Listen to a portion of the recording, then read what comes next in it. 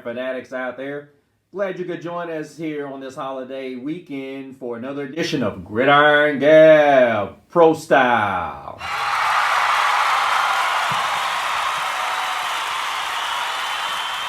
Where we gab about all things pro football, from the scoops of the regular season to the scores in the postseason and the picks in the offseason. Let's start gabbing. The autumn winds move like the thunderous waves of Neptune's sacred palace. And here, amongst the blackened soil, lies the ragged hands, worn, torn, and callous. They await with cunning and vicious prowess, for the warriors have returned.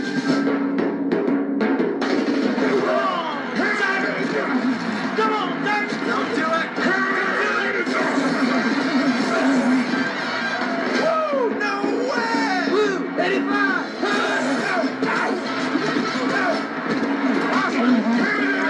Crying out loud! You're making me, you're driving me nuts! But behold, Welcome back, you guys. Thank you guys for joining me on this awesome weekend. And happy holidays to you guys. Merry Christmas here from all of us here at Gridiron Gab Pro Style. Hope you guys are done with your shopping and ready for Santa Claus to make his return. Well, let's talk about it. We've got a serious question that was brought up on an episode of SportsCenter today, and actually a couple of friends of the show were talking about it. It's actually been wandering in the news because a friend of the show's is a Cincinnati Bengals fan. And the question has been, should the Steelers part ways with Mike Tomlin? And if so, why? Well, let's look at first of all, I'm a person that believes that a lot of what's going on with the Pittsburgh Steelers is not a major surprise to me, because what's really interesting about the Steelers and how they approach things is they approach things professionally, but in a lot of ways they approach things their own way. And I know that sounds kind of corny, whereas a lot of teams, they approach things almost across the board like a lot of teams do, just in a straight professional way. But the Steelers do it in a different way. And Mike Tomlin has always had a players relationship. And we were talking while we were watching the broadcast between Ryan Clark and ESPN's Ryan Clark and ESPN's Shannon Sharp. And there were some really interesting observations that were made by those two gentlemen, which I respect everything that Shannon Sharp generally talks about, other than his arguments about LeBron. But this one here really hit home when you're talking about players from the ones that have become prima donnas at the wide receiver position. And it seems like that's the position where Tomlin is failing to connect. And I'm not sure if that has any reflection of him or whatever the case may be. But I will say this, and it goes without saying when you start talking about when you start talking about where a coach is making mistakes or he's not doing the right thing. Now, am I saying that Mike Tomlin is to blame for the way these receivers act? I can't say that, but I will say this. That type of behavior, in comparison to Bill Belichick and the New England Patriots and Randy Moss, that was not tolerated. And let's keep in mind, you guys, when Randy Moss got pretty much mossed from the team, he was pretty much the guy. He had broken so many records with Tom Brady. It was just ridiculous how good that combo was. But Belichick didn't play that. He had a complaint. Basically, in a nutshell, when Randy Moss thought he was that good, it became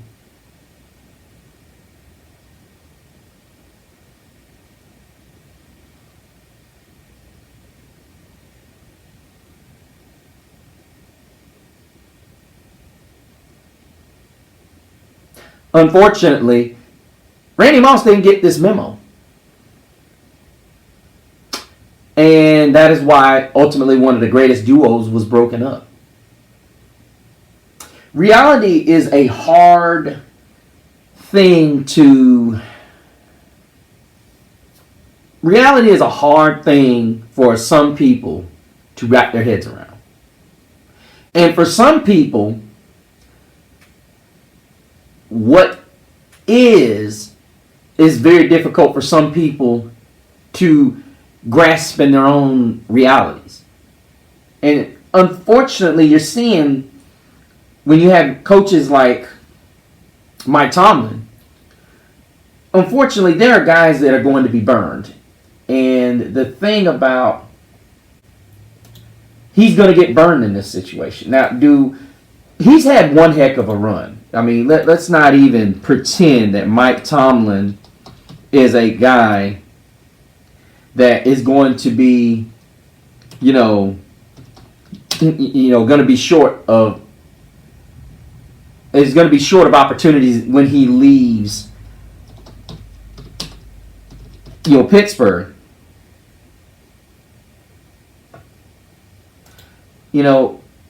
It's just, I think I remember hearing, who was it? I'm trying to remember who,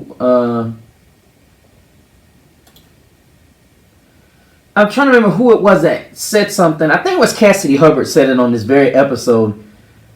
Guy who has gone through middle age. This guy's been the head coach. I can't believe this. It's hard to believe that he's been the coach 16 years. I'm like, wow.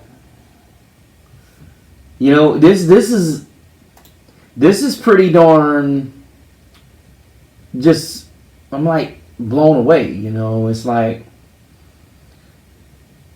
I can't believe it's been this long. But, here you go. And all you can do is just look back, and wonder,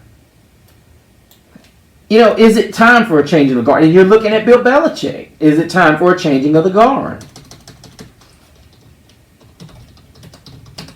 And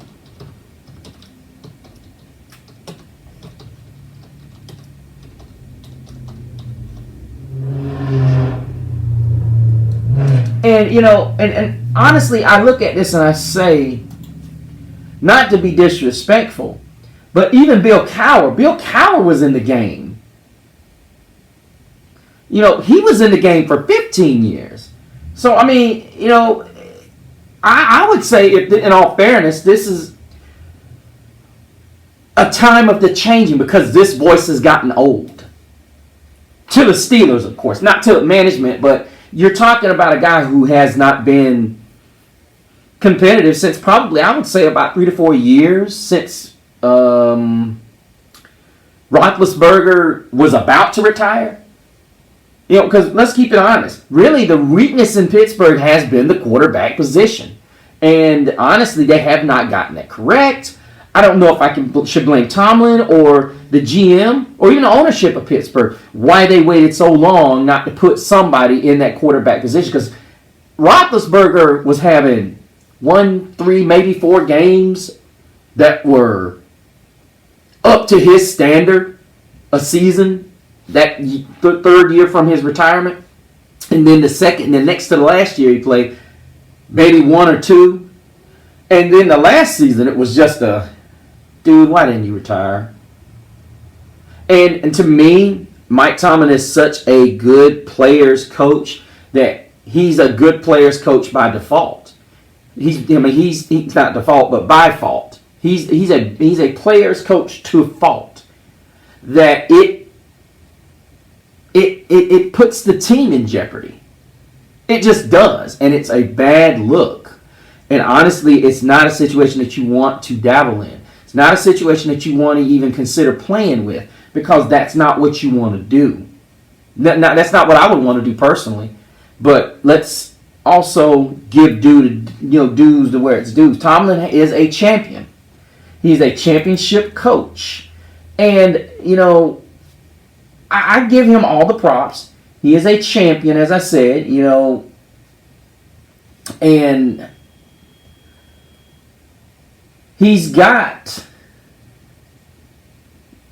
had a losing season. I mean, and a friend of the show, we always talk about this. You guys.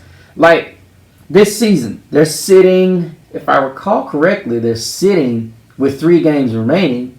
He is a championship caliber coach, but he has never had a losing season, as I've alluded to earlier. And the thing that I attribute to, that was one season, I can't remember what season it was, may have been last year, the year before, they were 3 games under 500 with 3 games to go. They had to win all 3 of them, and I think they had to beat the Bengals and the Ravens in one of those. It was either the Bengals and Ravens or the Bengals and Browns, and they had to get these victories in order just to get to 500.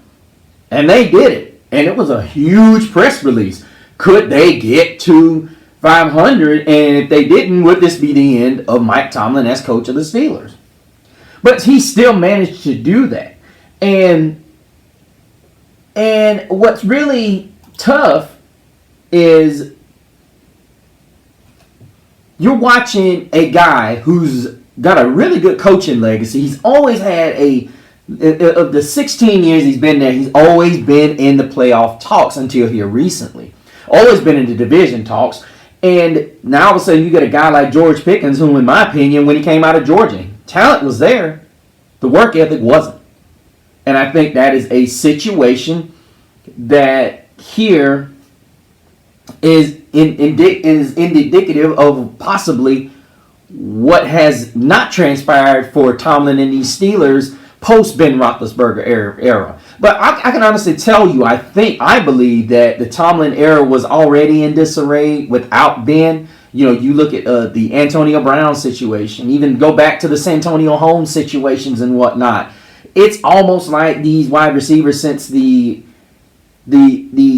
retirement of Hines Ward, has had a staple that has not been able to be relieved by its receivers. The Pittsburgh Steelers receivers, while good and very, very talented, have always had like this lingering cloud over their heads. It's like, we can't get this inner demon out of it.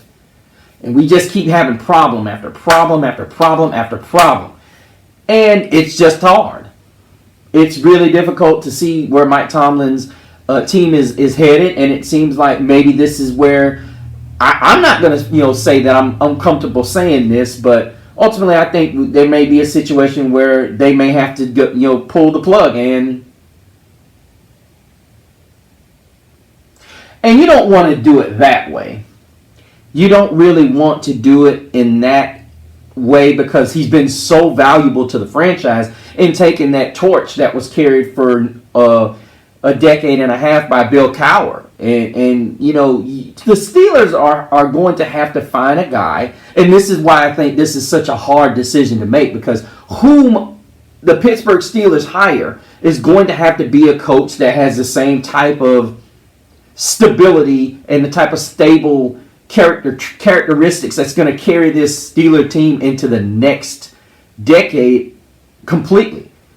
If the Steelers have when they pick this next coach has to have the ability to last 15 years minimum, because Cowher lasted 16 if I remember correctly. It's 15 or 16, and here we are with Tomlin lasting 16. So you're looking at a guy that if he gets hired, let's say he gets fired and they hire him in 2024, guess what? He's going to have to go to 2040. That's could you imagine that going that long? Could you imagine? But we've seen this topic being talked about because he's been in it so long. We've even seen the Belichick effect, which I'll do a show on that, you guys. But as of right now, do we really think this guy needs to be fired? And I mean, I'm only saying he needs to be relieved of his duty because it's time. If you got guys that are not buying into the system, especially guys like Pickens, who's not 5'9", he's 6'4", not out there giving it his best. Showing that replay of that running play where it could have been a touchdown if he takes it seriously. But you guys, I like Mike Tomlin. I really am a fan of his, and I think Cassie Hubbard said it best. Like I said earlier in the video, like I said earlier in the show, I can't see him being in another color except that black, white, and yellow. It's that bumblebee color. I just can't see it. It's going to be difficult. That's why I'm grateful Bill Cowher hasn't picked up the coaching reins again, because that's where he belongs. He's some guys need to have that 15, 16-year career and call it a career. I don't like to say it that way, because there's a lot of guys that have a desire. Andy Reid was in that green for the longest time, and then he came over and became a Kansas City Chief coach. I think a lot of people forget he was an Eagles coach before he was a Chiefs coach, but he cemented his legacy as a Chiefs coach. But and Mike Tomlin's still a young man. I mean, he's a little bit older than I am. He's in his mid-50s. He's gone through darn near his middle ages. He's darn near reaching the golden age now, and he's been the Steelers head coach. And this is a guy that is needed to be appreciated. He needs to be sent off the correct way, not the way individuals like Deontay Johnson and George Pickens are acting. And I think ultimately, if I were him, I wouldn't even need for them to show me the door. I would, or tell them that we need to go in a different direction. I would say myself, I need to go in a different direction. And that's just exactly what I think he should do. Because at this point, with the Bengals being the class of the division, not the Ravens. The Ravens haven't shown you anything, but that's another conversation. But the Steelers used to be the staple in this division. They haven't won this division in how long? That they haven't won this division in so long, people. And you still hear people talk about the Steelers in the conversation. Realistically, it's still not a likely scenario until the Steelers make some changes. They're going to have to make some changes not only through player personnel, but they're going to have to make some serious decisions as far as whether or not they're going to keep certain players here. Because at this point, they're not a team that you can take seriously. Even at 7-7, there are going to be a lot of people that are going to say, well, they're still here, they're still doing this, they're still doing that. And honestly, you can't even put it out there. And apparently the last one was 2020. Last division championship was 2020. Here we are in 2024. 4 years ago. It's about to be 4 years ago. But, every year it was their division to lose. So, the last couple of years, it's not been a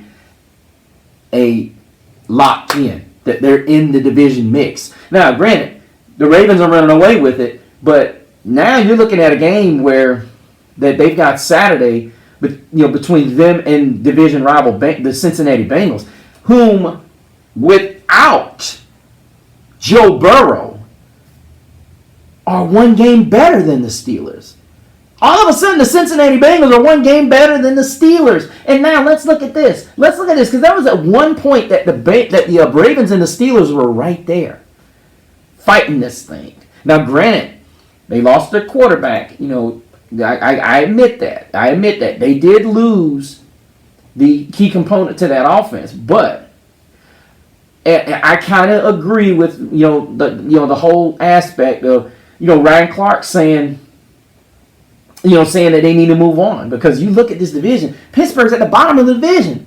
They went from being, when the Browns went through their struggles with Deshaun Watson early in the season and middle of the season, and Bengals trying to figure it out the first part of the season, and the midst of figuring out with Joe Burrow's injury, now all of a sudden here they come. They're on a tear. And they're in the cellar again, fighting just to stay 500, not even talk about the playoffs. Right now, you're talking about surviving to make the playoffs. Now, look at this. They're 7-7. Just 3 weeks ago, before they beat Cincinnati in that 16-10 thriller, they lost to Arizona, New England, and got walloped by the Colts last week. This team was 7-4. This team was 7-4. They were right there with the Ravens. Right there. Right there with the Ravens. And you had the Bengals and the Cleveland Browns sitting right there in the cellar with them. They were in second place. Now all of a sudden, they went from being in second place in their division to now. They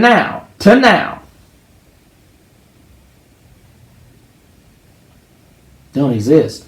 They're in the bottom of this division. And I don't see it getting any better because here's the reality. I'm going to put it to you like this. As much as anybody does not want to hear this, they ain't getting out the cellar. Because Cincinnati's going to beat them this weekend. Whether anybody likes it or not, the Cincinnati Bengals are going to win this game. It's just the reality. And honestly, they're going to go 7-8. And honestly, that doesn't mean that they can't win the final two games and sneak their way in over 500. Because that's the one thing, that 17th game. That's the one thing you can look at and say, this 17 game season is done. It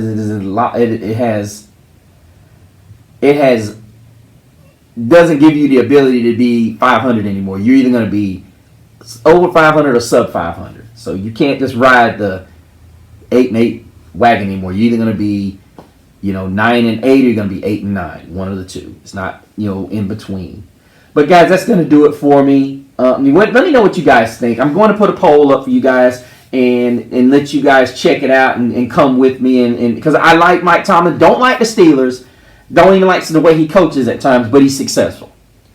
And he's a guy that deserves more than what guys like Deontay Johnson and George Pickens gives them. They're both super, super talented. But attitude gets you a long way. Not only in the National Football League, but in anything that you try to do at life. And if you try to cheat it, in which is the National Football League and life in general, you will pay for it. You don't cheat to be great. You don't cheat to be great. You be great on integrity and what morals that you come up with is truth.